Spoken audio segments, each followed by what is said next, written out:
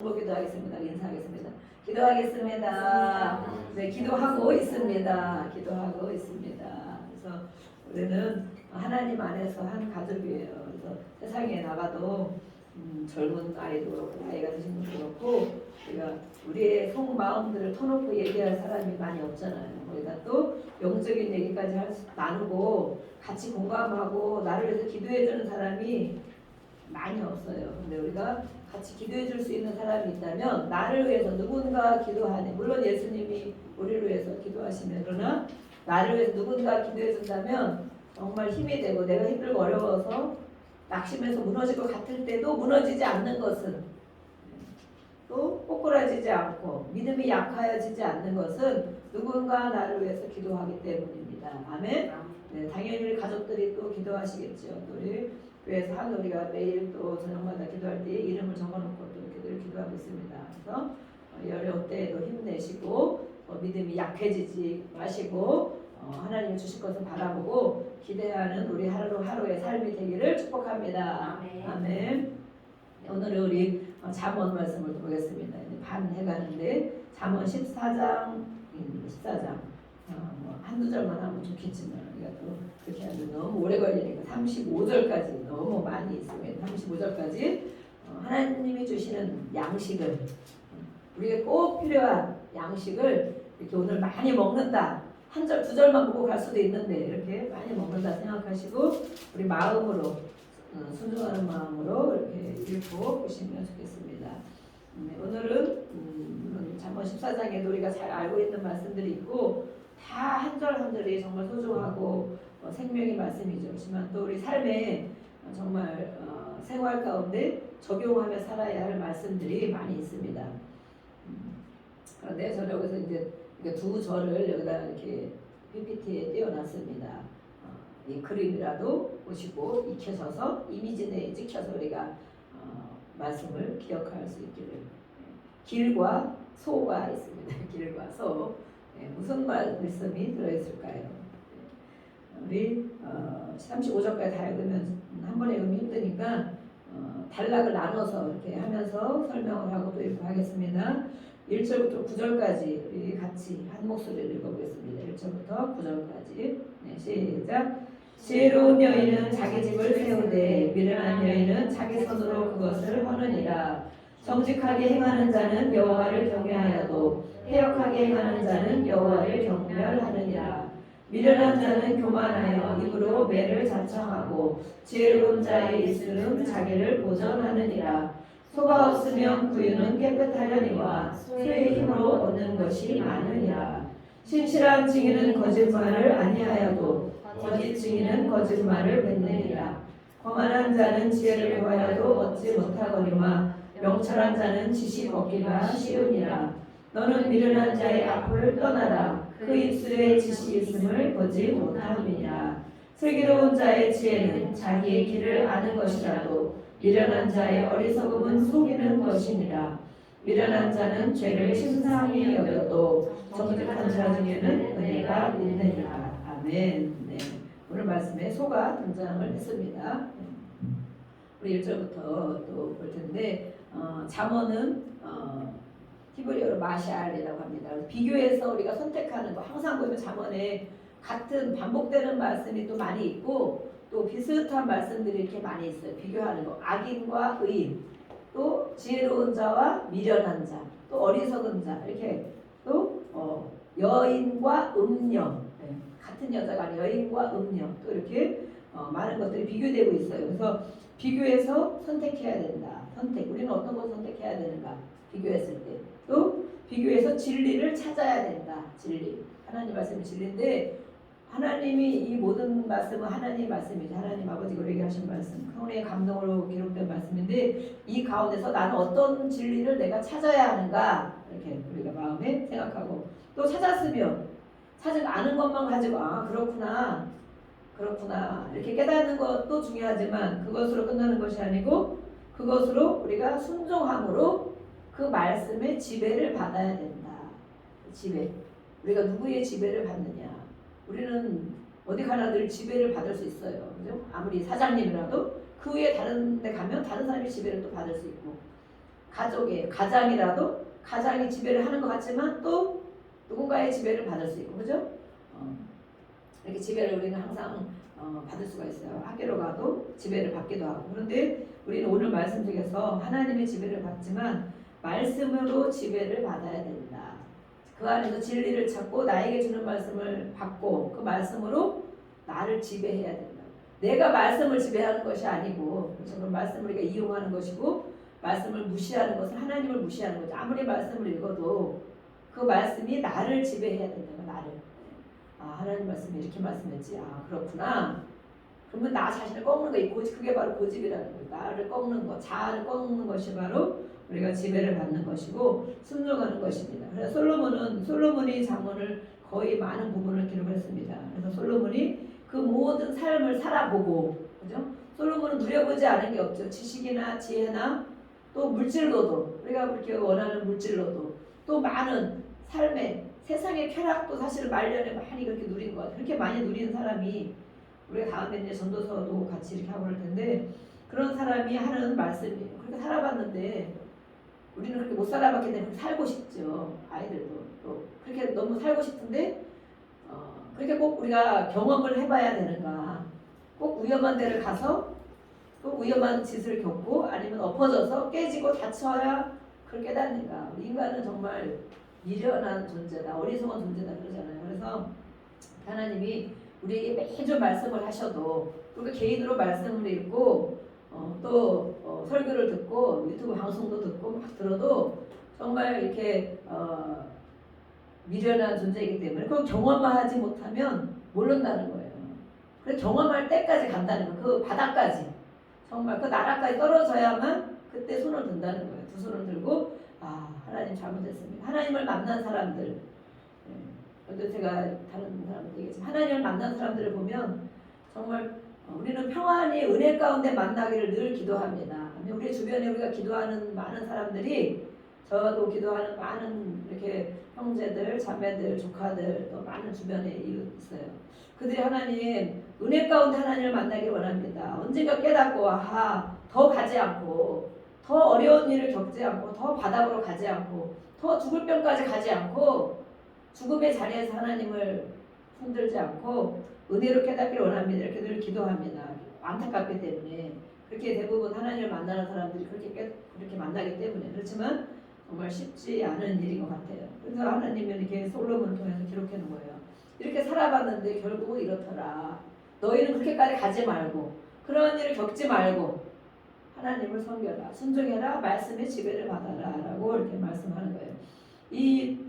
잠언이 31장까지 있습니다. 그래서 이전에 우리가 계속 봤는데, 이전에 기록된 것들은 개인에 대한 삶의 형태를 말한 것이 많이 있어요. 개인, 젊은이라고 하죠. 이 잠언을 기록한 것은 미래의 지도자가 될 사람들, 우리 여기 지도자가 다 되죠. 지금도 지도자로 살고 있죠. 지도자가 될 사람들에게 하나님이 주시는 말씀이다. 또 솔로몬이 그 왕궁에서 가르치는 그런 말씀이다 이렇게 말했어요.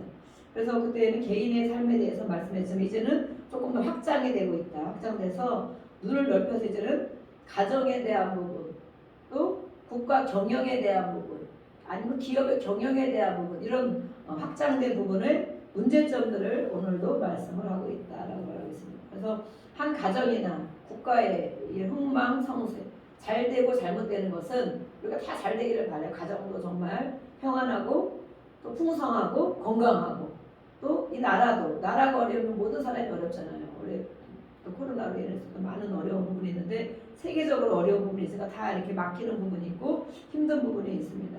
그럴 때에 우리는 그런 것들이 우연히 되는 것인가, 아니면 각각 속한 사람들의 삶의 태도에 달려있는가 보고 있는 거예요. 하나님은 뭐라고 하시겠어요? 각자의 삶의 태도에 달려있다라고 말하고 있어요. 각자 한 사람 삶의 태도에 따라서 흥할 수도 있고 망할 수도 있다. 그것은 개인의 삶도 마찬가지고, 개인의 종말이 있잖아요. 개인의 인생이 있잖아요. 개인의 삶도 마찬가지고, 가정의 삶도 마찬가지고, 기업도 마찬가지고, 나라도 마찬가지다. 그 한 사람의 삶의 태도. 그래서 이 잠언을 우리가 보면 대부분 교훈을 많이 주죠. 교훈을 주고 깨닫게 해주고 가르쳐주고 실제 삶에 어떻게 살아야 될지를 이렇게 말씀을 해주고 있어요. 그래서 이 삶의 태도가 이렇게 중요한 것이라는 거예요. 그럼 우리가 한 사람 한 사람이 어떤 삶의 태도를 가질 때 나의 삶이 승리의 삶을 살게 되고 또 그로 인해서 우리 가정에 어떤 승리의 삶을 살게 되고 보호받고 하나님을 섬기며 하나님 주는 것들을 우리가 누리고 살 수 있는가라고 말하고 있습니다. 그래서 우리는 하나님을 말씀을 귀를 기울이고 죄에 대한 것들을 인식해야 됩니다. 하나님이 좋아하시지 않는 것이 어떤 것인가 우리가 인식해야 된다고 말하고 있습니다. 1절부터 우리 9절까지를 읽으셨습니다. 1절에 보니까 아주 부담스러운 말씀이 있습니다. 우리 여인이 많은데 저도 많이 부담스러웠습니다. 지혜로운 여인과 미련한 여인이 나옵니다. 네, 지혜로운 여인과 미련한 여인. 그러면 이 모든 것이 여자에만 책임이 있는 것이냐, 가정에 남자는 책임이 없는 것이냐, 여자가 잘해야 된다. 우리 예전에 막 어른들이 그죠, 여자가 잘 들어와야 된다 이렇게 하잖아요. 그 말도 정말 맞는 말씀이죠. 네. 남자를 하나님이 가장으로 하나님의 대리자로 세웠기 때문에 사실은 남자의 책임은 더 커요. 그렇죠? 네. 아버지, 하나님 아버지가 우리 가정을 주실 때 또 결혼에 대한 이런 목적을 보면 하나님 아버지, 우리가 아버지 이렇게 부르잖아요. 하나님을 아버지. 그래서 이 모든 아버지들은 하나님의 대리자로 세운 거예요. 하나님의 대리자. 그럼 얼마나 더 그 책임감과 부담감이 크겠어요. 그래서 이 아버지는 자녀들이 아버지를 볼 때 특별히 믿지 않는 사람들은 할 수 없어요. 왜냐하면 하나님 자체를 모르니까. 하나님을 아버지라고 부르지 않으니까. 그런데 교회를 다니고 예수를 믿는 사람은 하나님을 아버지 이렇게 부른다면 아버지, 전능하신 아버지, 하나님 아버지 이렇게 부른다면 그럴 때 우리 육신의 아버지가 연결이 된다는 거예요. 그래서 모든 아버지들은 하나님의 대리자로 주신 것이다. 그러니 얼마나 나의 말 한마디, 나의 생각, 나의 기분, 나의 계획이 자녀들이 나를 보고 하나님을 본다면 얼마나 부담스러우면 더 큰 책임이 있는 거예요. 가장들은. 그래서 아버지가 잘 되는 집은 가정이 잘 된다. 자녀들이 잘 된다. 아버지가 세워져야 가정이 세워진다. 이렇게 우리가 다 알고 있습니다. 알고 있지만 그래서 큰 부담감을 가지고 우리가 가장을 위해서 기도를 많이 해드려야 돼요. 가장. 아버지를 위해서 자녀들은 아버지를 위해서 기도를 많이 해줘야 돼요. 아버지가 하나님께 순종하고 하나님 말씀의 지배를 받고 하나님의 마음을 갖도록 우리 자녀들은 아버지가 힘들게 할 때도 많이 있고 그렇죠. 그럴 때 아버지를 위해서 우리 모든 육신의 아버지를 위해서 또 기도해주고 축복해줘야 돼. 나를 힘들게 하는 일이 있을지라도 그 아버지가 잘 돼야 우리 가정이 잘 되는 거기 때문에 아버지를 항상 축복합니다. 우리 아버지 하나님 도와주세요. 우리 아버지 하나님 건강하게 해주세요. 우리 아버지를 승리하게 해주세요. 우리 아버지를 위로해 주세요. 자녀들은 그렇게 늘 아버지를 위해서 기도해야 돼요. 또 여인들은 어떻게 하는? 여인들은 여기에서는 물론 여인이라는 것에 초점을 맞추기보다는 지혜에 초점을 맞추게 됩니다. 이 원어 해석을 보면 그래서 우리가 지혜는 우리가 세상 살아갈 수 있는 어떤 스킬, 기술, 또 처세술 이런 걸 말할 수도 있지만 이 잠언에서 말씀하는 지혜는 곧 예수님을 말씀한다라고 말해서 예수님 그 지혜를 만나야 된다. 지혜가 너를 부른다. 지혜를 찾아야 된다. 지혜롭게 살아야 된다 하는 이 지혜는 바로 지혜를 사람처럼 표현을 했다라고 말했어요. 사람처럼 의인화했다. 그런데 그 지혜는 바로 예수님을 말하는 것이다. 예수님. 그래서 또 이 여인과 성경에는 여인이 나오고 음녀라는 단어가 나와요. 많이 나와요. 음녀는 계속 이 계시록에도 나오지만 세상 사람을 세상 유혹하는 사탄의 세력, 사탄 안 믿는 사람, 우리를 유혹하는 사람을 여인이라고 표시해요. 여인. 실제 여자이기도 하지만 모든 큰 개념에서 여인을 표시해요. 그럼 지혜로운 여인은 무엇이냐? 지혜로운 여인은 예수를 믿는 우리 신자들 말하는 거예요. 신자들. 네. 조금 부담가면서 해방이 되셨습니까? 신자들. 예수를 믿는 여인이라는 것은 지혜로운 여인은 예수를 믿는 사람들을 말합니다. 예수를 믿는 사람들. 그래서 그 사람들은 자기 집을 세워나가는 사람이다. 우리가 더 깊은 개념을 가지고 한번 1절 말씀이 되게 중요해요. 1절과 끝 말씀이 다른 말씀 중요하지만 핵심이 여기 다 들어있잖아요. 그래서 이 말씀 세운다라는 말씀은 바로 집을 세운다라는 말씀은 창조에 대한 말씀이 같이 들어있어요. 원어 해석에 보면 그래서 이 뜻이 무슨 뜻이냐면은 바나라는 뜻이 히브리어 바나라는 뜻인데 창조한다. 그러면 집을 세워야 되는데 어떻게 세워 나가느냐? 예수님 안에서 세워나가야 된다라는 말씀입니다. 예수님. 네. 지혜로운 여인은 집을 세운다. 이 말씀은 무엇이에요? 집을 세우는 것은 바로 지혜다. 거꾸로 지혜의 초점 맞춘다 그랬죠. 집을 세워나가는 것은 지혜인데 지혜는 바로 예수님을 말한다고 그랬죠. 예수님. 그래서 집을 세워나가는 것은 예수님 안에서 세워나가는 것이다. 예수님으로 세워나가는 것이다. 네. 우리 가정, 식구들을 말하는 게 어떤 건물을 말하기도 하고 기업을 말하기도 하고 나라를 말하기도 하고 그러면 우리 기업을 세워나가는 것은 지혜롭게 해야 된다. 그러면 기업을 세워나가는 것은 예수님으로 인해 기업이 세워져야 된다. 우리 가정은 예수님으로 인해 세워져야 된다. 이 말씀이에요.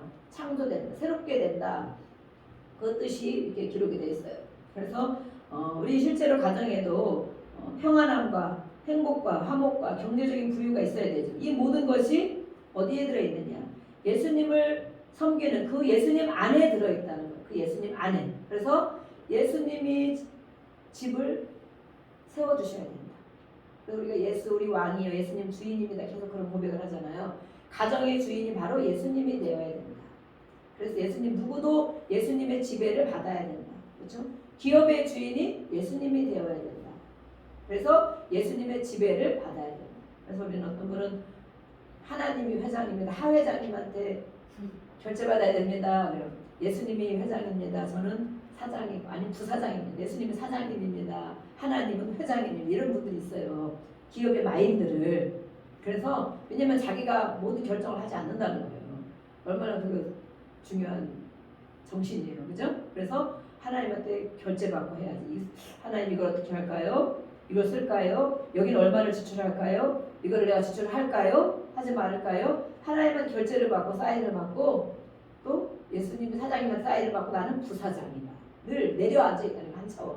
내 마음대로 다 하는 것이 아니고 그런 기업이 있더라고요. 정말 잘 되는 기업이 있었습니다.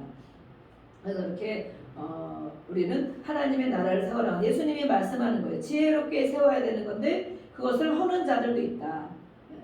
예수님으로 주인 삼지 않는 그런 가정, 그런 삶은 다 그것이 허물어지는 것이다. 영역이 허물어지는 것이다. 그래서 이 명예로운 특별히 가문, 집은 이 가문 대대로 이런 걸 얘기해요. 가족들을 얘기하는 것보다는 이 한 가문을 얘기해서 가문을 이렇게 세우는 것, 허무는 것이 바로 예수님 안에 있다.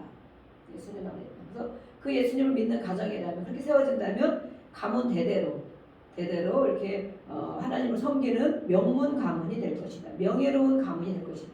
그렇지 않은 가문은 우리가 막 콩가루 집안이다. 아무리 돈이 많고 기업이 훌륭한 집안의 가문인데 알고 보면 그 내면에 알고 보면 정말 이렇게 질서대로 세워지지도 않고 또 이상한 관계들이 많고 복잡한 관계들이 많은 가정들이 많이 있잖아요. 그런 사람 가정을 우리가 명문 돈만 많고 또 잘 배웠다고 명문 가정이라고 합니까? 그렇게 안 한다는 거예요. 하나님을 잘 섬기는 가정, 예수로 주인 삼고 세워지는 가문, 그런 가문들을 명예로운 가문이라고 합니다. 그래서 우리는 그렇게 가정을 위해서 기도하는 것입니다. 그리고 또 우리 여인들이 나왔기 때문에 또 우리 여인들은 기도하는 여인들이죠. 또 무시를 못하죠. 그래서 이렇게 하나님을 섬기는 여인이 그 가정에 들어오면 하나님을 섬기는 것으로 세워나간다는 거예요. 이렇게 실제적으로. 그래서 그렇지만 거꾸로 생각해봐요. 우리가 정말 하나님을 섬기지 않고 막 점치러 다니고 또 다른 신을 섬기고 세상으로 살고 하면 그 가정이 또 그렇게 세워지겠죠. 그렇게 세워질 거예요. 그렇죠? 근데 우리는 하나님을 섬기는 여인들은 이렇게 가장 남편, 아버지가 이렇게 세워지는 것처럼 하나님을 섬기는 가정은 가족들에서 기도하고 또 하나님을 순종하고 그렇게 세워나가려고 애쓰는 그런 가정이다. 그래서 예수님은 오늘 이 1절 말씀 통해서 그렇게 세워나가는 것을 같이 세워나가자라고 말하는 거예요. 여인은 사람을 얘기한다고 지혜는 예수님을 말한다고 했잖아요. 그래서 우리 하나님의 사람들에게 예수님이 하나님의 나라를 특별히 여기는 나라를 말하고 있어요. 집이라는 것 우리가 작게는 우리 집을 말하기도 하지만 크게는 하나님의 집, 하나님의 나라까지 확장을 시키고 있어요. 그래서 예수님께서 이 땅에 오셔서 이 모든 것을 겪으셨지만 우리 각자 한 사람 한 사람에게 너희도 나와 같이 하나님의 나라를 세워나가자. 이것이 결론이에요. 1절의 결론. 네. 미련한 여인, 지혜로운 여인 이것이 물론 우리가 갖고 있지만 실제 그 원어 해석의 큰 개념에 보면 예수님께서 이 땅에 오신 목적이 하나님의 나라를 세우기 오셨잖아요. 예수님 그래서 하나님 아버지에서 말씀해 주셨고 하나님의 나라 일들을 풀어놓으셨어. 그런데 그 예수님께서 우리 각자 한 사람 한 사람에게 말씀하시기를 또 부탁하시기를 너희들도 같이 나와 같이 하나님의 나라를 세워나가자. 그것이 바로 지혜로운 삶이다. 그것이 바로 이 땅에 사는 우리의 삶의 태도고 목적이다 라고 말하는 거예요. 그래서 이렇게 신앙이 있는 사람, 믿음이 깊은 사람들은 하나님의 나라를 생각하는 사람이에요. 그래서 우리가 전도한다, 하나님의 나라를 확장하자 막 이러잖아요. 그런 사람들 누가 물론 소신자들 전도도 많이 하지만 진짜 믿음이 있는 분들도 그렇게 살아나가고 그렇게 마음을 갖고 있어요. 그래서 하나님의 나라를 생각하는 사람은 믿음이 성숙한 사람이다. 하나님의 나라. 그래서 전도해서 교회를 부흥시켜서 뭐 많이 인원을 많이 이것이 문제가 아니고 이 사람도 예수를 믿게 해서 하나님의 나라를 확장시켜야 되지 하는 그런 믿음, 그런 마음이 있는 사람이 바로 믿음이 있는 사람이고 신앙이 큰 믿음 또 신앙심이 깊은 또 어린아이 신앙이 아니고 장성한 자의 신앙이다. 그렇지 않은 사람은 어린 신앙을 갖고 있으면 그래서 우리가 시험에 든다, 낙심한다, 절망한다 그렇게 시험에 든다는 거예요. 시험에 든다. 어린 신앙을 가지고 있으면 시험에 든다. 왜냐하면 예수님은 우리를 부르신 목적이 같이 하나님의 나라를 세워가자고 부르셨는데 그 뜻을 모르니까 그 개념을 모르니까 나만 잘 되고 나만 건강하고 나만 편하면 되고 그런 삶의 태도를 갖고 교회를 다니니까 어떻게 돼요? 누가 어떤 말을 하면 시험에 들고 누가 어떤 말을 하면 또 교회 가기가 싫고 누가 어떤 또 책망의 말씀하면 못 듣고 이렇게 하는 거죠. 왜냐하면 그 개념이 없기 때문에. 그래서 신앙의 차원이 장성한 자의 신앙이냐 어린아이의 신앙이냐. 예수님은 우리를 부르신 목적은 나만 잘 되고 나만 천국 가라고 부르신 것이 아니고 하나님의 나라가 있다는 것을 가르쳐 주신 거잖아요. 하나님의 나라가 있다. 거기에 너희들 언제가 다 갈 것이다. 그런데 이 땅에서 그런 삶을 살아야 된다. 그런데 그것은 바로 예수님과 같이 우리 마음이 예수님 먼저 뵀어요. 예수님과 같이 하나님의 나라를 이루어 나가는 것이다. 확장시키는 것이다. 그것이 바로 먼저는 가정에서 돼야 된다. 가정에서 하나님의 나라가 이루어져야 되고 확장되어야 된다. 예수님이 주인이 되어서 또 그것이 확장되어서 우리가 가는 곳에 우리가 가는 일터에 우리가 가는 기업에 그거 세워져야 된다. 그것이 확장되면 이 나라에도 그렇게 되는 거죠. 그래서 예수님이 오늘 1절 말씀을 통해서 부탁을 하고 계시는 거예요. 부탁. 미련한 자들은 집을 태우는 자들은 하나님의 나라가 없는 자들이다. 하나님의 나라를 생각지도 않는 그런 자들이다. 그렇지만 지혜가 있는 자, 예수님을 섬기는 그런 사람이라면 같이 하나님의 나라를 세워나가자라고 예수님이 이렇게 우리에게 권고하고 계시는 거예요. 그래서 우리는 특별히 믿음이 있는 자들, 또 중직, 또 직분을 맡은 자들은 이런 믿음을 가지고 우리가 생활을 해야 되겠습니다. 네, 또 2절, 3절 정직하게 하는 자는 하나님을 경외하는 자다. 또 그렇지만 하나님을 경멸하는 자도 있다. 경외해야 되느냐, 경멸해야 되느냐. 나는 하나님을 경외하고 있는가? 교회는 다니지만 하나님을 경멸하고 있는가? 경외한다는 것은 뭐예요? 두려움으로, 사랑함으로, 존경함으로 섬기는 걸 경외한다고 해요. 하나님을 사랑하는 마음, 존경하는 마음, 두려워하는 너무 귀하시고 너무 크신 분이기 때문에 두려워하는 마음, 그 마음을 가진 사람을 경외한다. 하나님을 경외합니다. 경멸하는 게 나와서 단어가 경멸하는 것은 교회를 다니지만 하나님을 무시하고 하나님 없는 것처럼 살고 하나님 생각지도 않고 사랑하지도 않고 순종하지도 않는 그런 것을 경멸한다고 하고 있어요.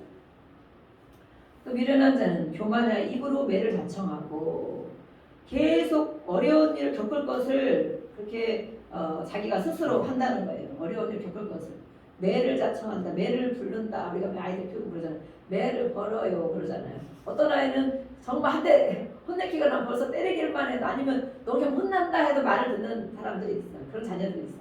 아니면 한 대 등짝만 한 대 쳐도 말을 듣는 자녀들이 있어요. 잘 쳐야 돼요. 감정을 하지 말고 감정을 하면 한 대만 때려도 뛰쳐나가요. 근데 사랑하는 마음. 그런데 어떤 아이는 막 매를 안 맞으려고 막 도망다니고 하다 보면 더 막 화를 불러일으켜서 한 대 때리고 10대 때리고 막 이러잖아요.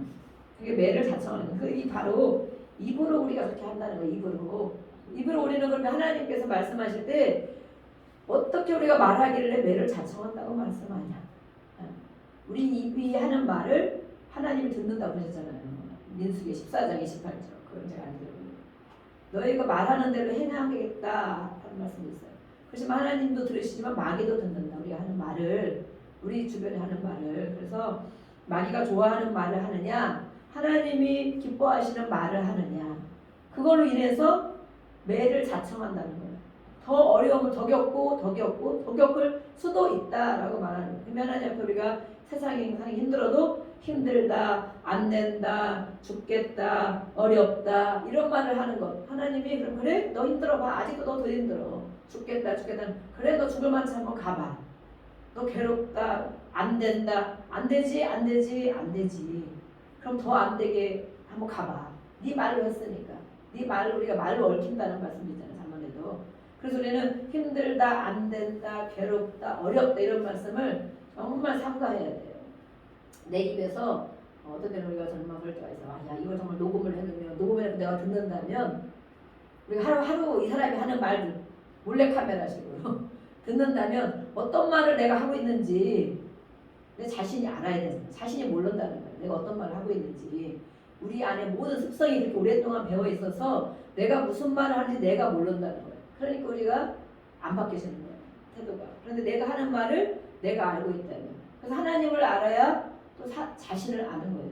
하나님을 알아야 말씀 속에 나를 비춰봐야 내가 어떤 사람이고 내가 정말 형편없는 사람인데 하나님 나를 이렇게 세워주셨구나. 내가 정말 죄인인데도 나를 죄를 용서해 주셨구나. 예수님 잘 믿어야 되겠구나. 이건 나를 아는 거거든요. 나를. 그래서 이렇게 아니면 안 되고 힘들어도 잘 될 거야. 하나님 도와주실 거야. 우리가 기도하면 될 거야. 하나님이 도와주실 거야. 이걸 잘 견디고 나면 좋은 일이 있을 거야. 또 너는 할 수 있어. 이런 말을 하면 하나님은 그 말씀도 듣는다는 거예요. 그렇죠? 듣겠죠. 그래서 그래? 누가 이렇게 어려운데도 그런 말을 해? 이렇게 안 될 것 같은데 사람들은 다 안 된다. 너는 그런 말을 해? 내가 너를 잘 되게 해줄게. 되게 해줄게. 성공하게 해줄게. 그런다는 거예요. 마귀도 듣고 있다. 그래서 마귀도 쟤는 안 되겠네. 쟤는 절대 어려워 죽을 지경인데도 죽는다고 안 하고 희망이 있다고 말을 하네. 소망이 있다고 말을 하네. 기도하겠다고 말을 하네. 그럼 마귀가 떠나가는 거죠.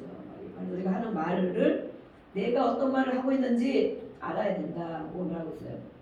오늘 우리 그림에 등장한 소가 나왔습니다. 소가 없으면 그렇죠. 구유는 깨끗하게 소가 없으면 실제로 소가 없으면 치울 일이 없잖아요. 똥 냄새도 안 나고, 그죠? 똥 냄새도 안 나고 매일 아침 예전에 새벽마다 그 여물을 끓이고 있잖아요. 노인들 어르신들이 끓여서 막 먹이고 저도 그런 저희 지금 소가 있었어요. 소 모든 동물들 다 있었는데 소가 한 마리 송아지 있었는데 언제 팔아 드셨나 모르겠지만 어쨌든 소도 있었고 염소도 있었고 저희는 이 거위도 있었고 토끼도 있었고 거의 다 키워봤어요. 저희가 다 키워봤던 것 같아요. 흑염소도 막 키워서 막 그 풀뜯기로 제가 막 데리고 나고 소도 한번 데리고 가는데 힘이 약하잖아요. 어리니까 막 딸려가서 소 풀도 한번 어렸을 때 같은 거 작년 초등학교. 근데 소가 있으면 할 일이 엄청 많은 거예요. 많아. 그렇지만 소가 없으면 할 일도 없고 소로 인해서 할 일이 없고 똥 냄새 맡을 일도 없고 새벽마다 그거 할 일도 없고 얼마나 힘들겠어요. 그런데 생각해봐라. 소의 힘으로 얻는 것이 많다. 소의 힘으로. 실제로 이 이스라엘 우리나라도 그렇게 했죠. 이렇게 소가 쟁기를 갖고 사람이 그 많은 논을 그 많은 밭을 다 가르려면 얼마나 힘들겠어요. 그죠? 혼자 할 수도 없어. 그런데 소가 하면 쉽다는 거야. 쉽게. 얻는 유익이 물론 이거 외에도 많이 있겠죠. 많이 있어요. 그리고 이렇게 하다 보니까 소출이 많아진다는 거예요. 그렇죠? 혼자 하려면 힘들고 못하고 논 한 마지기밖에 할 수 없는 소가 있으면 10마지기를 할 수도 있고 그것을 위해서 얻는 유익, 풍성함, 소득 이것이 많다는 거예요. 실제로. 그런데 우리 이것을 또 비교해보고 자식들에게 비교를 해요. 자식들 다 있으면 다행이지만 자식이 없는 사람한테 이렇게 얘기하면 상처를 받잖아요. 자식 없는 사람 주변에 많이 있더라고요. 근데 무자식이 상팔자자 이런단 말이에요. 그렇죠? 자녀들이 많으면 바람 잘 나갔다. 지금 우리가 둘, 셋, 정말 하나 이렇게밖에 없죠. 근데 예전에는 5, 6, 10 막 이렇게 되잖아요. 7. 그 많은 자녀들을 먹이고 입힐 때 그때는 물론 공부시키려고 그렇게 많이 애쓰지 못하는 건 있죠. 그런데 그 많은 자식을 다 성향이 다르고 그럴 때 정말 바람 잘 날이 없다. 이렇게 하잖아요. 또 우리가 지금도 마찬가지예요. 야, 자녀들이 없다. 하나만 낳을 거야. 요즘에 하나만 키우게 돼요. 하나만 키우는 거는 더 어렵다. 제가 막 3명 낳아라 막 이렇게 하는데 키우기가 물론 1명 키워도 어렵고 3명 키워도 어렵지. 어려운 건 마찬가지. 2명 키워도. 근데 하나만 키우고 그냥 끝내겠다 이렇게 하거든요. 근데 우리가 둘 키운 자녀가 있고 셋 키운 부모들도 있고 그래요. 그러면 정말 성향이 다르고 그러는데 키울 때에도 물론 기쁨을 주고 또 행복이 있고 이렇게 해주죠. 그렇지만 또 힘든 것도 많이 있어요. 그러면 자녀들을 난 안 낳고 요즘에 무슨 그렇게 막 바람이 불고 있잖아요. 그죠? 결혼 안 한다? 애 안 낳는다. 그게 무슨 뜻이에요? 그게 엄청 이기주의로 가는 거예요. 이기주의로. 그냥 보니까 우리가 근데 좋은 모습을 사실은 보여줘요. 자녀들에게. 결혼하고 가정이 행복한 모습, 평안한 모습을 자녀들이 보고 자랐다면 그런 말을 안 할 수도 있어요. 그렇죠? 나도 우리 엄마처럼 우리 아빠처럼 저렇게 가정을 잘 이루고 가정을 저렇게 누리는 게 많구나. 가정이 없으면 어떻게 될까? 자녀들이 없으면 어떻게 될까? 거꾸로 이렇게 생각을 해봐야 되는데 우리가 좋은 모습을 많이 못 보여줘서 그렇죠? 행복한 모습 많이 못 보여주고 힘든 모습만 매일 보여주니까 자녀들이 믿어도 교회를 안 다니는 자녀들은 당연히 그렇게 할 수 있을지 모르지만 왜냐면 자기 편한 대로 나 혼자 돈 벌어놨다가 나 혼자 잘 먹고 잘 사고 누리고 여행 다니고 뭐 하다가 끝나면 그만이지 이렇게 생각한단 말이에요. 자식을 낳아서 저렇게 힘들게 맨날 힘들고 어렵고 괴롭고 나서도 잘 못 먹이고 교육도 안 시키고 아니 뭐 또 안 해주고 이러면서 왜 자식을 낳냐. 어떤 분들이 그래서 왜 자식을 낳냐. 그렇게 안 해줄 거면서 왜 낳냐고 이렇게 자녀들이 덤빈다잖아요. 안 해줄 거면서 왜 낳냐고. 그런데 이렇게 이기주의적인 성향이 지금 많이 생겨요. 그래서 그렇지만 자녀를 우리 거꾸로 생각하고 자녀가 없었으면 어떻게 됐을까? 저도 막 그런 생각을 해요. 자녀들이 없었으면 내 인생이 어떻게 됐을까? 내가 정말 잘 먹고 잘 살고 평안하고 그렇게 누렸을까? 전혀 아닌 것 같아요. 저 같은 경우에는. 자녀가 없었으면 삶을 일찍 포기하지 않았을까? 이런 생각도 많이 들고 우리 어른들도 그러잖아요. 자녀들 때문에 산다 이러잖아요. 그런 삶이 물론 자녀들이 주는 기쁨도 있고 대견함도 있고 또 어떤 채워지는 은혜도 있고 이렇게 있지만 이 부모의 삶도 보면 자녀들이 없다면 그렇게 열심히 하려고도 안 하고 자기 삶을 살아나가려고도 하지 않고 또 무엇보다 우리 예수 믿는 사람 하나님께 기도하는 것이 바로 사실 자녀들 때문에 기도하는 것이 엄청 많이 있거든요. 분량을 많이 차지하거든요. 남편과 부인을 위해서도 기도하고 다른 것도 위해서 기도하지만 자녀를 위해서 기도하는 것이 많이 커요. 또 하나님의 말씀에는 하나님이 가정을 주시고 가정을 축복해 주신 것은 하나님의 그런 창조 원리죠. 원리. 그래서 그 가정을 통해서 하나님을 알으라고 하시는 거죠. 자녀들을 키우면서 자녀들 속썩이고 힘들고 맘대로 안 되고 반항하고 그럴 때 하나님을 생각해봐라. 네가 그렇겠다. 네가. 너의 모습이 바로 그 모습이라는 거. 저는 항상 그런 걸 깨닫게 많이 해주시고 그래서 자녀들을 어쨌든 회초리도 때리고 할 때가 있지만 많이 이렇게 정말 제가 많이 참는 거죠. 참고 하나님 앞에 나와 기도하면 야, 너도 그런 게 있다. 너도 아직도 그런 게 있다. 이렇게 하신다는 거예요. 너의 모습이 바로 그 모습이다. 자녀들의 모습이 바로 내 모습이라고 가르쳐주시는 거예요. 그러면 막 처음에는 화가 나고 속상해서 막 하나님 토설하라 이르러 갔지만 기도하다 보면 그래 내가 그런 게 있었구나. 그러면서 다시 이제 또 자녀들에게 해주게 되죠. 그래서 자녀를 양육하는 것은 나의 모습을 보게 한다는 거예요. 하나님 앞에 나의 모습. 그런 것을 안다면 자녀들을 이렇게 많이 품어줘야 되고 참아줘야 되고 기다려줘야 돼요. 그 자녀들이 철들 때까지 철들어서 또 하나님을 섬기고 부모의 마음을 알 때까지 우리가 많이 기다려줘. 하나님이 우리를 그렇게 오랫동안 기다려주셨기 때문에 그런 거죠. 그래서 이 자녀들에 대한 부분도 이렇게 얘기할 수가 있어요. 그것으로 얻는 유익이 많이 있다. 또 우리가 쭉 다 읽었습니다. 9절까지 읽었죠. 네. 우리 10절부터 읽어보겠습니다. 10절부터 14절까지 말씀을 읽어보겠습니다. 시작. 마음의 고통은 자기가 알고 마음의 즐거움은 타인이 참여하지 못하느니라. 악한 자의 집은 망하겠고 정직한 자의 장막은 흥하리라. 어떤 길은 사람이 보기에 바르나 혈경은 사망의 길이니라. 웃을 때에도 마음에 슬픔이 있고 즐거움에도 빛이 있느니라. 마음이 굽은 자는 자기 행위로 고움이 가득하겠고 선한 사람도 자기 행위로 그러하리라. 아멘. 14절까지 또 읽었습니다. 10절에도 보면 마음의 고통이 있다. 그래서 마음의 고통도 있고 마음의 즐거움도 있다. 그렇죠. 우리가 즐거울 때도 있고 고통이 있을 때도 있지만 마음의 고통, 내가 겪는 고통을 보면 정말 다른 사람이 알 수 없는 고통이 있다. 나만의 고통이 사람들에게는 있다. 솔로몬에게도 있었다는 거예요. 이렇게 다 누리고 살았는데도 솔로몬에게도 그런 것이 있었다는 거예요. 그것은 자기만 아는 고통이다. 솔로몬은 어떤 고통을 갖고 살았을까요? 이렇게 우리가 보기에는 정말 없을 것 같은데, 또 마음의 즐거움도 타인이 참여하지 못한다. 자신만이 아는 것이 있다는 거예요. 자신만이. 좋은 것을 먹어도 내 마음의 고통은 나 자신만이 아는 것이고, 누가 나를 잘 해준다고 해도 자신의 고통이 있다는 거예요. 이것은 그런 자신이 당하는 고통과 기쁨의 원인과 이런 모든 것들이 자신만이 가장 잘 알 수 있다는 것을 말하고 있어요. 또 그것에 다른 사람들이 어느 정도는 이 사람이 이것 때문에 그렇겠지라고 알지만 실제 그것에 참여할 수도 없다. 자신의 즐거움과 자신의 고통은 자신만이 알고 있는 것인데, 이것으로 끝난다면 우리가 얼마나 괴롭겠어요. 나만 혼자 괴로움을 갖고 살다가 어느 날 죽으면 저 사람이 왜 죽었나 모른다는 거예요. 그죠?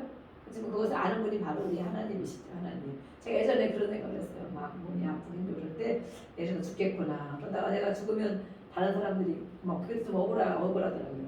다른 사람들이 나를 뭐라고 할 것인가. 그렇게 아프다가 그냥 죽었구나. 저 사람은 몸이 아파서 죽었구나. 아니면은 막 자살, 우리가 막 이런 것도 있잖아요. 저도 그런 걸 느꼈거든요. 그러면 저 사람이 몸이 아파서 괴로움을 견디지 못해 죽었구나. 이렇게 생각할 것이다. 전혀 나는 아닌데. 내 마음은 전혀 그게 아닌데. 하나님을 더 깊이 만나야 되는 게 있고, 마음의 고통과 갈등이 더 컸고, 이게 있는데 내가 말하지 않았기 때문에 하나님은 다 모르는 거예요. 모르고 그냥 보편적으로만 생각하는 거예요. 저 사람이 못 견디다 저렇게 죽었겠구나. 근데 그렇게 생각하니까 너무 억울한 거예요. 그렇게 죽으면 안 되겠더라고. 안 되겠더라고. 알려야 된다. 사람이. 가장 친한 사람에게라도 알려야 된다.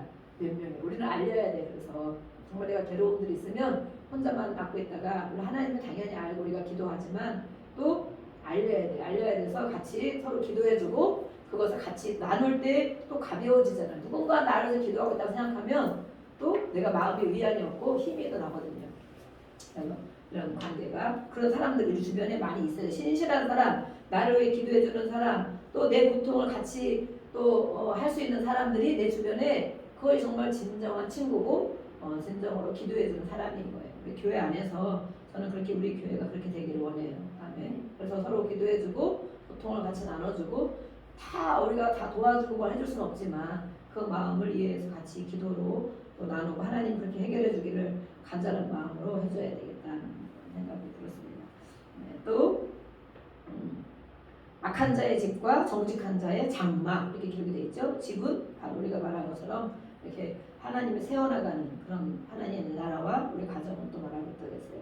12절에 길이 나와 있습니다. 길, 어떤 길이 있다. 길이 있는데 사람 보기에 옳아 보이는 길이 있다. 사람들 보기에는 저 사람 저렇게 하면 잘하는 거지, 저 사람 잘하고 있네, 이렇게 사람 보기에 옳은 것처럼 보여지는 길이 있다. 그러나 필경은 사망의 길이다. 그 길이 바로 사망의 길이다. 우리가 혹시 그런 길을 가고 있지 않은가? 나야도 어떤 때는 그런 길을 따르지 않을까? 우리가 정말 생각한다면 아찔한 생각입니다. 이것이 바로. 왜냐하면 사람들이 보기에 너 잘하고 있어, 그렇게 하는 거야, 그렇게 인정해 주는데 그 길이 사망의 길이라는 거예요. 그 길이 죽음의 길로 가는 길이라는 거예요. 죽음의 낭떠러지를 언젠가 떨어질 걸 알지 못하고 그냥 간다는 거예요. 이렇게 그런 사람의 길이 있다. 그래서 우리가 가는 하루하루의 삶을 점검해 봐야 돼요. 또 내가 살아가는 삶, 또 내가 하는 생각, 또 내가 하는 일들, 이런 걸 통해서 정말 내가 사망의 길로 가지 않고 생명의 길로 가고 있는가, 생명의 길로 가고 있는가, 하나님이 기뻐하는 길로 가고 있는가, 하나님이 인정하는 길로 가고 있는가, 우리가 이것을 잘 살펴봐야 됩니다. 왜냐하면 이렇게 말씀했기 때문에. 분명히 사람들 보기에, 우리가 그래서 다른 세상 사람을 볼 때에도 마찬가지예요. 이 모든 것들은 또 생활 방식과 태도를 말한다. 어떤 사람이 우리가 보기에는 도덕적이고 윤리적인 것들도 물론 필요하지만 그런 생활 방식만 가지고 살았을 때 그것이 결국 망하는 길이 될 수도 있다는 거예요. 이것은 바로 우리가 망한다는 것은, 우리가 망한다 그러면 이렇게 삶이 망하는 것만 생각하죠. 우리는 육신의 눈으로 너무 많이 보고 겪기 때문에 저 집 저러다 망하겠네. 그러면 돈 없이 건강이 무너지고 그냥 주저앉는 걸 망한다고 생각해. 우리 모든 사고 속에. 근데 하나님은 망한다는 것은 뭐예요? 우리가 끝까지 가는 길이 어딘지를 알고 가라는 거예요. 남이 보기에는 힘들고 약하고 어려워 보이지만 그 길이 하나님이 원하는 길이 맞다면 결국에는 성공의 길이 될 것이다. 천국으로 가는 길이 될 것이다. 생명으로 가는 길이 될 것이다. 그런데 사람이 보기에 괜찮아 보이고 잘 사는 것 같고 잘 행동하는 것 같고 이렇게 보이지만 그 길은 하나님 없이 살아가는 그 인생은 하나님 없이 하나님의 말씀에 순종하고 지배를 받지 않고 살아가는 인생은 필경 사망의 길이다. 분명히 망하는 길이다. 그거는 바로 지옥으로 가는 길이라는 거예요. 지옥으로 가는 길. 그래서 우리는 이런 것들을 나 자신에 대해 점검도 해야 되지만 우리 주변에 있는 사람들을 볼 때도 이런 시각으로 우리가 바라봐야 된다는 거예요. 이런 시각. 우리 육신의 눈으로만 바라보는 것이 아니고 하나님이 보실 때 저거 잘한다고 하실까? 하나님이 보실 때 제가 가는 길이 저 사람이 가는 길이 옳은 길인가? 이렇게 기준이 바로 우리는 하나님인 거예요. 말씀인 거예요. 기준이 있어야 우리가 분별을 하잖아요. 기준이 없으면 나에게 잘해주는 사람이 다 옳은 것으로 보인단 말이에요. 나를 인정해주는 사람이 다 옳은 것으로 보여요. 기준이 없기 때문에 그냥 이런 세상 기준으로 보기 때문에 아니면 또 윤리적인 도덕적인 기준을 보면 그렇게 보인다는 거예요. 근데 하나님은 그것이 아니다. 이 솔로몬이 이렇게 말하고 있는 거예요. 그것이 사람이 보기에는 바르지만 망하는 길인 줄도 모르고 그렇게 가고 있다라고 말하고 있습니다. 또 웃을 때에도 이것도 마찬가지고 마음이 굽은 자가 있어요. 마음이 삐뚤어져 있는 사람을 말하고 있습니다. 그 보응을 받는다. 자기가 행한 것으로 다 보응을 받게 된다. 그래서 우리는 하나님을 섬기고 진리의 길로 갈 때 그 보상을 받는다는 거예요. 보상이 있고 보응이 있다고 말하고 있어요. 우리 15절부터 18절까지 한번 읽어보겠습니다. 시작. 어리석은 자는 온갖 말을 믿으나 슬기로운 자는 자기의 행동을 삼가느니라. 지혜로운 자는 두려워하여 악을 떠나나 어리석은 자는 방자하여 스스로 믿느니라. 노하기를 속히하는 자는 어리석은 일을 행하고 악한 계교를 꾀하는 자는 미움을 받느니라. 어리석은 자는 어리석음으로 기업을 삼아도 슬기로운 자는 지식으로 멸망을 삼느니라. 계속 이렇게 비교하고 있어요. 어리석은 자와 슬기로운 자, 어리석은 자와 지혜로운 자를 계속 이렇게 비교하고 있습니다.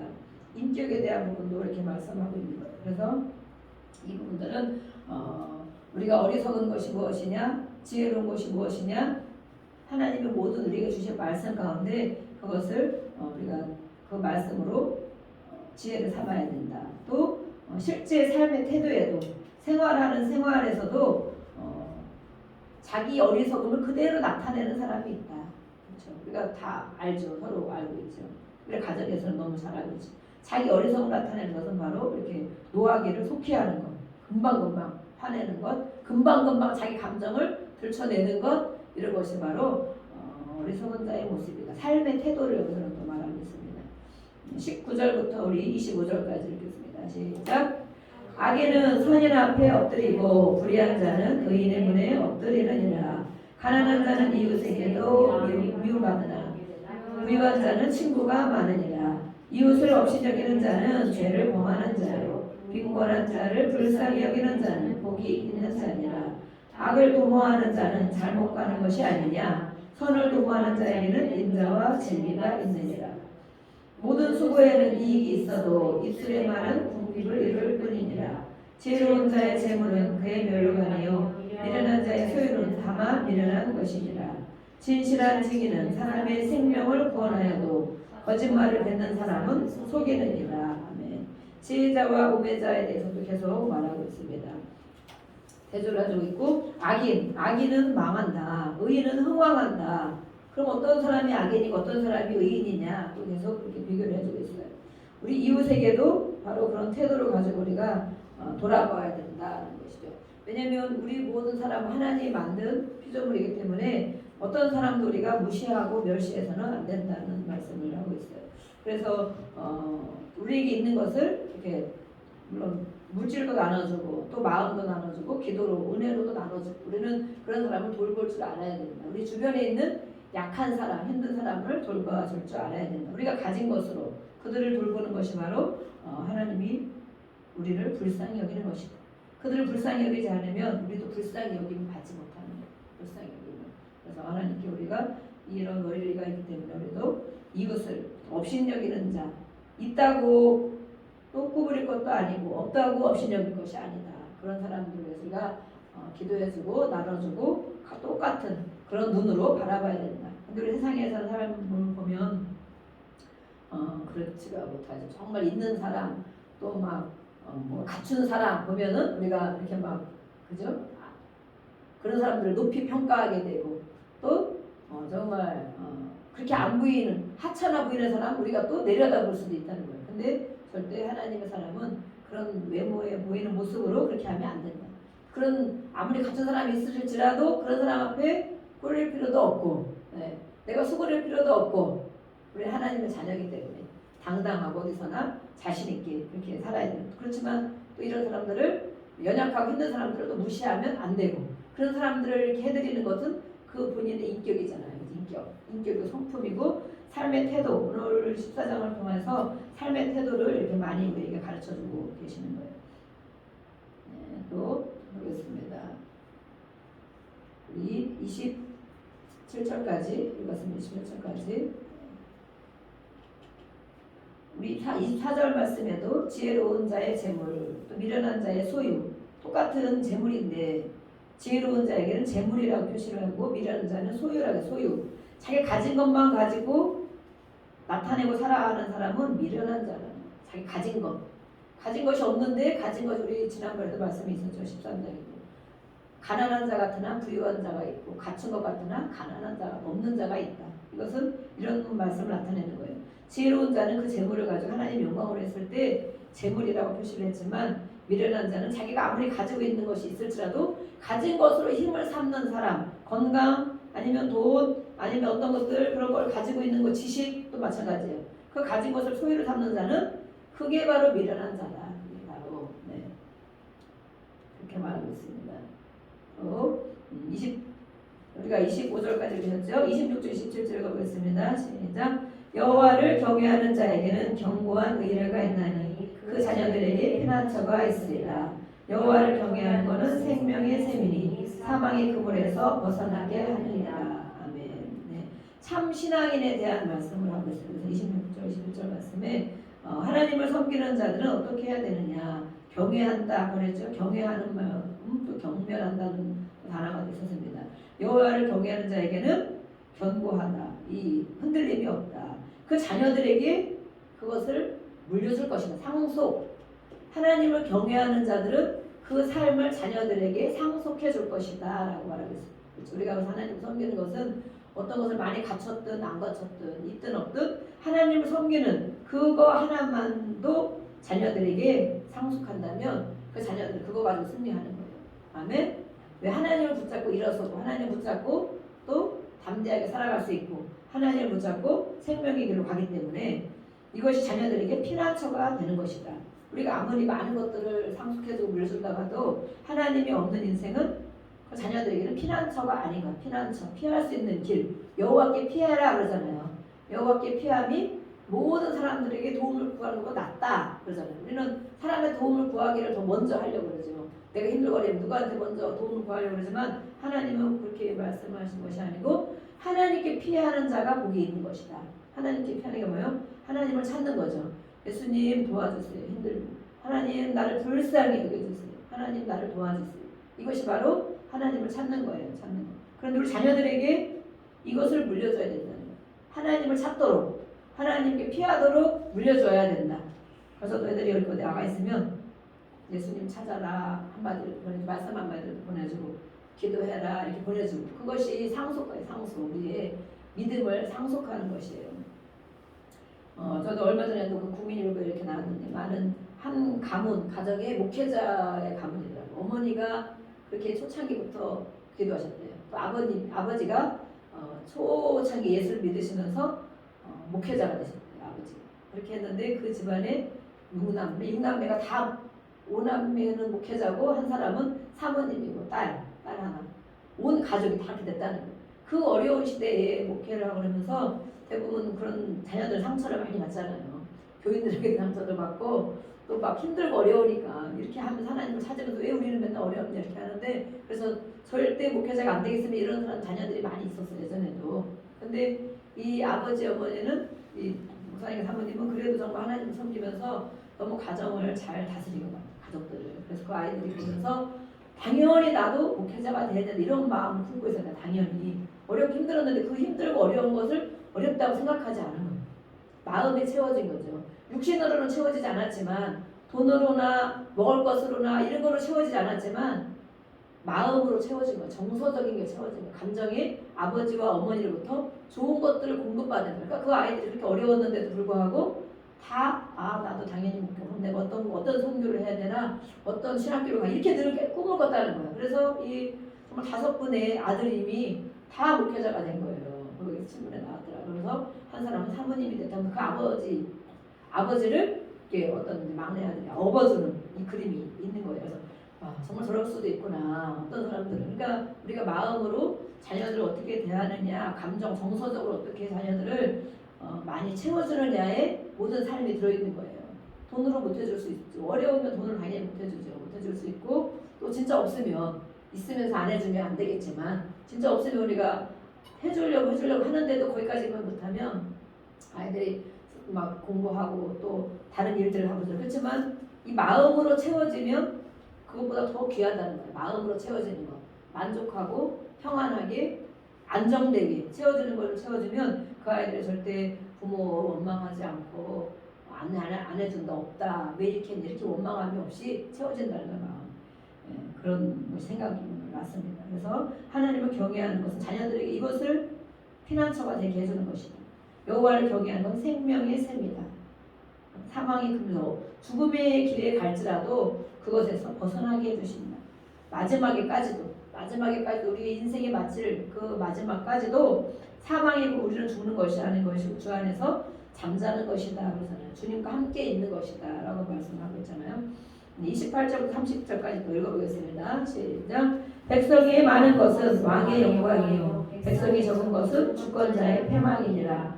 노하기를 더디하는 자는 크게 명철하여도 마음이 조급한 자는 어리석음을 나타내느니라. 평온한 마음은 육신의 생명이나 시기는 뼈를 썩게 하느니라. 이렇게 또 많은 부분들이 반복되이 기록이 되어 있습니다. 백성이 많은 것은 왕의 영광이다. 백성들이 잘 먹고 잘 살고 자녀들도 많이 낳고 그런 때가 된다면 왕이 영광을 받을 것이다. 이건 하나님의 백성도 마찬가지예요. 하나님의 백성이 점점 늘어나면 하나님의 영광을 받을 것이다. 그렇죠? 노하기를 더 우리가 이렇게 화내고 감정도 사는 게 많이 있다는 거예요. 오늘 말씀에도 보니까 우리 감정이 내 감정이 어떤 것이 있느냐, 우울함이 많으냐, 아니면 정말 분내는 것이 많으냐, 조급한 것이 많으냐, 급한 것은 하나님의 것을 이루지 못한다고 되어 있잖아요. 마음이 먼저 앞선다는 거. 이것은 가만히 이런 것도 나중에 제가 이제 다른 걸 가지고 우리는 실제적인 것을 설교하고 실제적인 삶을 가지고 이렇게 같이 나누고 하기 때문에 이런 부분들을 왜냐하면 그동안에 우리가 설교를 얼마나 많이 들었어요. 그죠? 10년 교회 다니고 20년 다니고 30년을 교회 다녔으면 어느 날 제가 막 묵상을 이렇게 해봐요.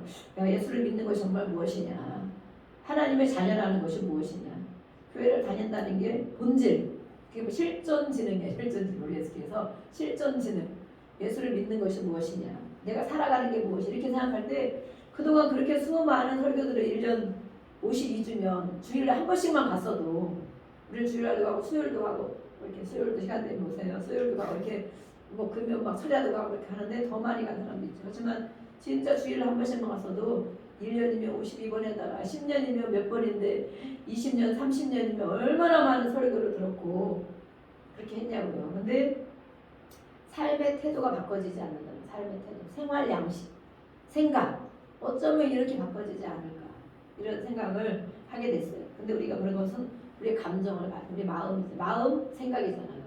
그 육신은 그걸 따라가는 거거든요. 육신은 내 생각을 육신이 따라가고 자야겠다 그럼 그냥 잠이 오잖아요. 나가서 내가 운동해야겠다 운동을 하잖아요. 아니면 내가 뭘 먹어야 되겠다 그러면 따라가잖아요. 그죠? 마음 힘들다 그러면 그냥 누워버리잖아요. 지치네. 낙심하잖아요. 이게 마음과 생각을 우리 육체는 따라가는 것뿐이에요. 이 육체는. 그런데 우리 감정에 이렇게 많은 부분들이 들어있다는, 내 감정을 내가 알아야 돼. 내가 짜증이 많이 들어있는, 우울감이 들어있는가, 아니면 또 분노, 혈기 이런 것들이 내 감정들 하는 거 들어있는. 이것은 이게 죄라고 하는 것은 죄인 거예요. 죄. 이게 죄라고. 왜냐면 하지 말라고 하기 때문에 급한 마음으로 하지 말아라. 또 노하기를 더디해야 된다.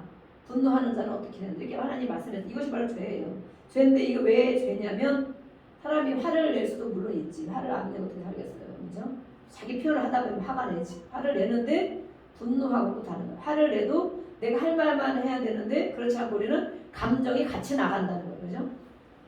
이거에 기분이 나쁘면 기분 나쁜 것만 해야 되는데 감정이 같이 나가는 건 뭐예요? 원망이 같이 나가고 또 거기에 사람을 미워하는 마음이 나가고 미워하는 건 살인이잖아요. 미워하는 마음이 나가고 그것으로 인해서 판단하고 정죄하는 마음이 나가고 그게 우리 감정이 있다는 거예요. 그게 같이 나가기 때문에 화를 내도 죄를 짓지 말아라. 그런 화를 내는데 죄를 같이 짓게 되는 거죠. 우리가 같이. 근데 이걸 분리할 수 있는 것은 마음을 많이 처리해야 돼.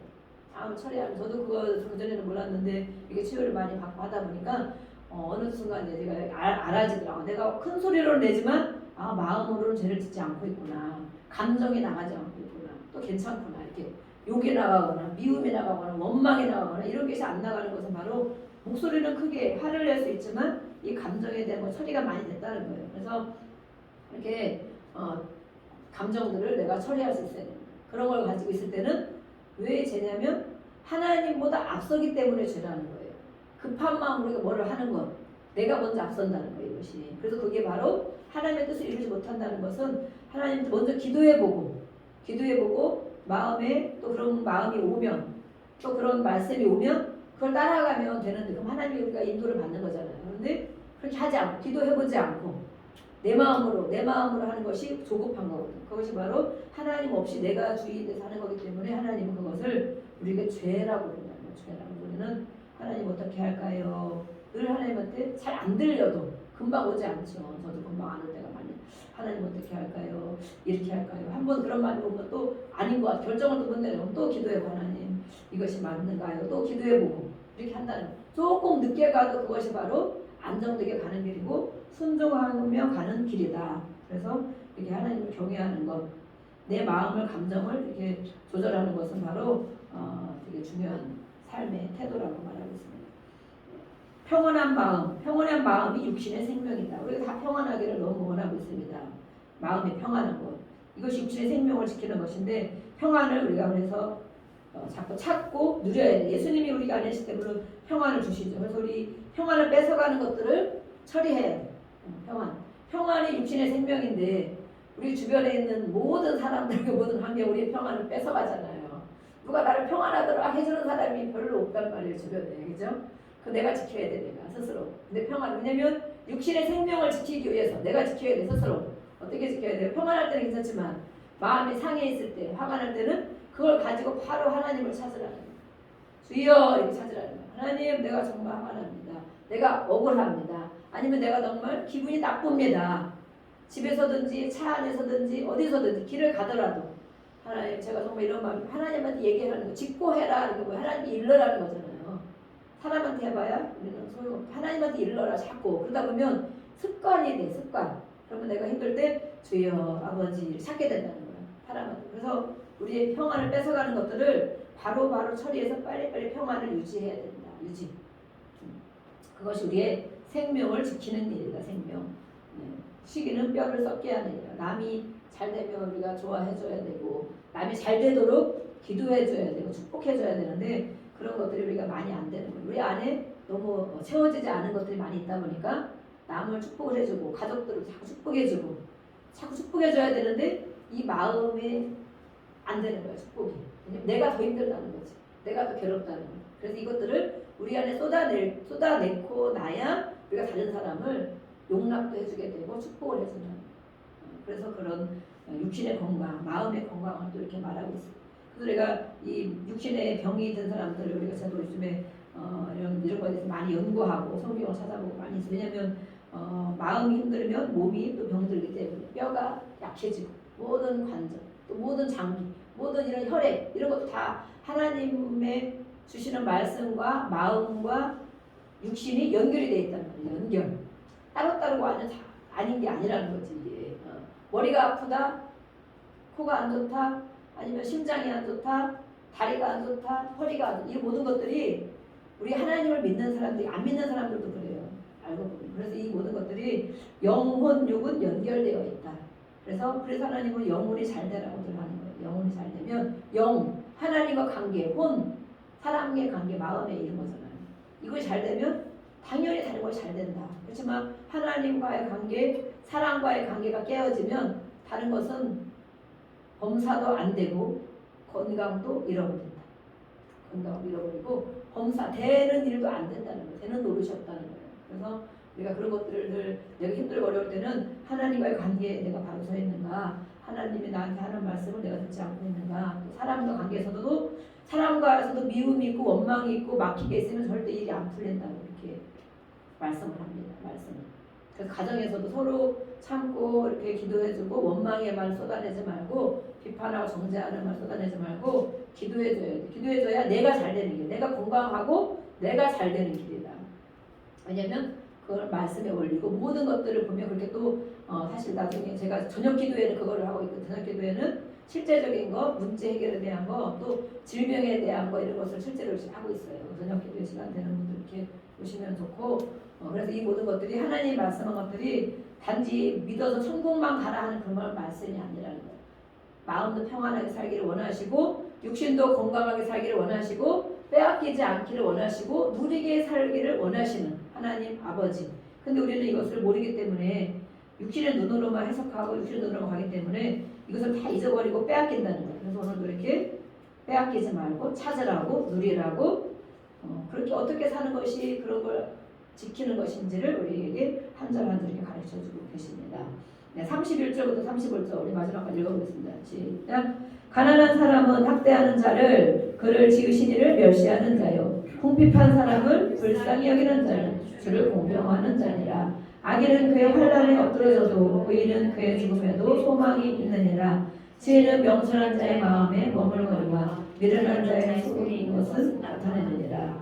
공의는 나라를 영원롭게 하고 죄는 백성을 욕되게 하느니라. 슬기롭게 행하는 신하는 왕에게 은총을 입고 지혜는 신하는 그의 진노를 당하느니라. 아멘. 지혜자와 우매자 또 자신과 이웃에 대한 것들을 이제 설명을 대조해주고 있어요. 그래서 이렇게 자신을 지켜야 된다. 우리는 하나님 편에 서야 된다. 공의, 하나님이 공의잖아. 의인이 누구예요? 의인은 우리가 뭘 잘해서 의인이 된 것이 아니고 예수님을 찾기 때문에, 예수님을 믿기 때문에 예수님이 우리를 의인으로 인정을 해주신 것이죠. 그래서 우리는 의인의 편에 늘 하나님 편에 서야 된다. 예수님을 주인 삼는 그 편에 있는 사람이 바로 의인이다.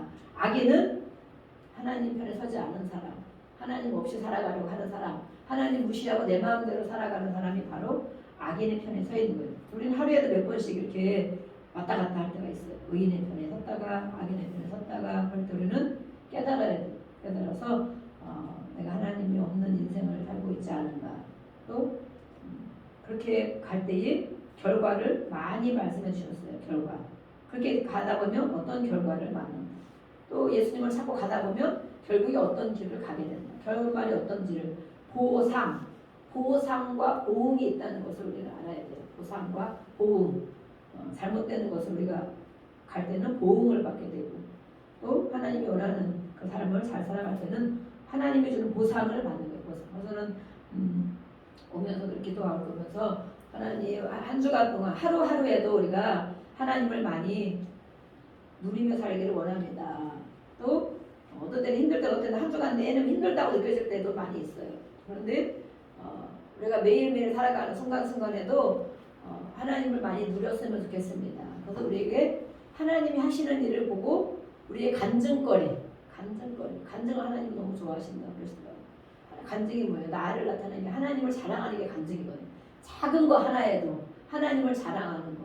아버지를 자랑하는 자식이 있다면 아버지가 얼마나 좋겠어. 우리가 어디 가면 자식 자랑한다고 뭐 팔불출 막 이러잖아요. 하지만 자녀들이 자랑거리를 막 자랑하고 싶은 분들이 많이 있잖아요. 그죠? 우리 딸이 이렇게 했어요. 우리 아들이 이렇게 했어요. 우리 아들이 이번에 뭘 사줬어요. 딸이 이렇게 보내줬어요. 딸이 뭐 미역국을 끓여줬어요. 딸이 한 번 딱 끓여줬거든요. 그런데 제가 막 자랑을 딸이 미역국 한 번 해줬기 때문에 자랑하고 싶은 게 있다면 자녀들을 부모들은 또 근데 거꾸로 자녀들이 부모를 자랑할 일이 있으면 얼마나 좋겠어요. 우리 아빠가 이렇게 해줬어. 우리 아빠 이번에 해줬어. 우리 엄마가 이번에 이렇게 해줬어. 우리 엄마가 이렇게 데려가줬어. 우리 아빠가 날 해줬어. 그렇게 자랑할 일이 있으면 얼마나 부모가 해준 게 많이 속으로는 그러잖아요. 뭐 당연하게 생각하는 사람도 있을지 모르지만 아유 해준 게 없는데 그걸 갖고 자랑을 했냐 이러잖아요. 그죠? 우리 아빠가 맛있는 햄버거를 사줬어. 되게 기분이 좋았어. 그러면 야, 그 햄버거 배처럼 사준 걸 저렇게 자기들은 자랑하는구나. 이렇게 본인은 겸손한 아버지를 그런단 말이에요. 아니면 겸손한 교만한 아버지는 안 그럴 수도 있겠지만. 그런데 하나님 아버지가 우리를 그렇게 보신다는 거예요. 작은 것 하나에 하나님은 은혜를 주셔서 너무 감사합니다. 오늘 나를 깨닫게 해주셔서 감사합니다. 나를 가르쳐 주셔서 또 오늘도 이렇게 마음으로 먹었는데 그것이 이루어져서 너무 감사합니다. 오늘도 하나님 우리에게 평안함을 주셔서 감사합니다. 또 맛있는 음식을 먹게 해서 감사합니다. 아니면 작은 부분 내가 원하고 있던 이런 부분이 있지만 작은 부분이라 이래서 하나님 감사합니다. 하나님 하셨습니다. 할 때 하나님이 그렇게 보신다는 거예요. 우리를 대견하게 보셔서 야 그거 조금 해준 것도 쟤는 저렇게 자랑을 하는구나. 그거 조금 도와줬는데 저렇게 자랑을 하는구나. 우리 아들한테 우리 딸한테 우리 하나님의 딸 아들이잖아요. 더 해줘야 되겠네. 더 해줘야 돼. 이렇게 한다는 거예요. 우리 힘든 것만 생각하고 하나님 앞에 물론 기도하고 원망도 하고 그럴 때가 있지만 그것만이 아니라 하루 종일 있을 때 작은 부분 제가 오늘 아침 이렇게 마음이 이렇게 몸이 좀 많이 개운하더라고요. 우리 남편이 산에 가서 좋은 버섯을 따갖고 와가지고 오늘 일어났는데 몸이 좀 개운한 느낌이 드는 거예요. 제가 몸이 이제 아침 되면 이렇게 내가 어깨 늘 결리고 막 그런 근육통이 늘 있어요. 오늘 아침 운동 갔다 오고 막 이렇게 하는데 오늘은 좀 이렇게 몸이 개운한 느낌이 있는 거예요. 느낌. 진짜 그렇다고 있죠. 그런데 저녁에 버섯을 줘가지고 제가 같이 먹었는데 그 효과가 그게 있나 이런 생각이 들면서 마음으로 축복에 가잖아요. 그래도 어쨌든 가서 이제 갔는데 그걸 따갖고 와서 먹고 그래서 이렇게 마음이 개운하고 몸이 좀 그런 것 같으니까 저절로 마음이 이런 축복의 마음이 가는 거예요. 마음이. 그래서 하나님 감사합니다. 또 하나님 감사합니다. 산에 간다고 늘 제 걱정이네. 잘못 뛰어서 굴러 떨어지지 않을까. 아니면 잘못해서 날이 또 이렇게 질퍽질퍽하면 산이 질퍽할 때 막 늘 남편을 내리면은 이게 여자들 어머니들은 그래요. 여자들 어머니들은 애들 나가도 막 걱정이 되잖아요. 그럼 뭐 기도하는 거 하나님 잘 무사히 갔다 오게 해주세요. 이렇게 막 기도해. 무사히 갔다 오면 또 감사해야 되잖아요. 하나님 감사합니다. 이렇게 어디 간다고 하면 걱정이 돼. 하나님 무사히 갔다 오게 해주세요. 이렇게 하면 또 감사. 그런데 오늘 이렇게 감사한 마음이 들면서 우리가 그런 작은 부분인 것 같지만 늘 하나님 앞에 감사하고 간증하는 부분, 하나님을 자랑하는 부분이 있으면 좋겠다. 매일매일 하루에 몇 가지라도 정말 자기 전에라도 하루 두 개, 하루 한 번에 하루에 두 가지 세 가지라도 감사하는 거. 하나님 오늘도 감사합니다. 그러다 보면 정말 하나님이 우리를 그렇게 여겨주시지 않겠나. 그래서 우리가 오늘 이렇게 잠언 말씀을 같이 그래서 우리가 주여 부르고